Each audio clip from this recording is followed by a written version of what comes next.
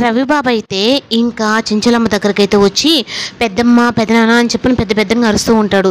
ఇంకా సింధూర అయితే వచ్చి ఏంటి బావగారు ఏం జరిగింది అంటే మన ఇంటి పురువంతా పోయింది మన చంటి వల్ల అని చెప్పని అనేటప్పటికి వాళ్ళకైతే ఏం అర్థం కాదు. ఇప్పుడు ఊళ్ళో వాళ్ళందరూ మన ఇంటి దగ్గరకు వచ్చి ఉమ్మేసినా మనకు ఏం అన్నట్టుగా అయిపోయింది మన ఇంటి పరిస్థితి, మన పొరుగు మొత్తం పోయింది అంటే నువ్వు మాట దాటేయకుండా చెప్పురా అని చెప్పనని ఇంక చెంచలమ్మ అయితే కోపంతో చెప్తుంది. అప్పుడు నేను చెప్పేదానికంటే కూడా మీరే చూద్దాం రండి అని చెప్పనని ఇంకా అందరిని అయితే కార్లో అయితే తీసుకొని అక్కడికైతే వెళ్తాడు. ఇంకా గెస్ట్ హౌస్ అక్కడికి వెళ్ళిన తర్వాత ఇంకా చంటి అయితే మత్తులో పడుకొని ఉంటే నివేద అయితే తన మీద పడుకొని ఉంటుంది.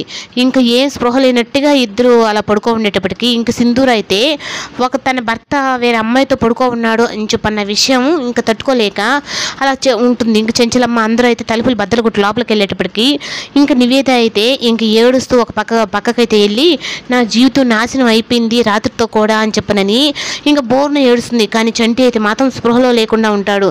ఇంక సింధూర అయితే ఇంకా నివేద అయితే ఇంకా చాలా యాక్టింగ్ చేస్తుంది అనమాట.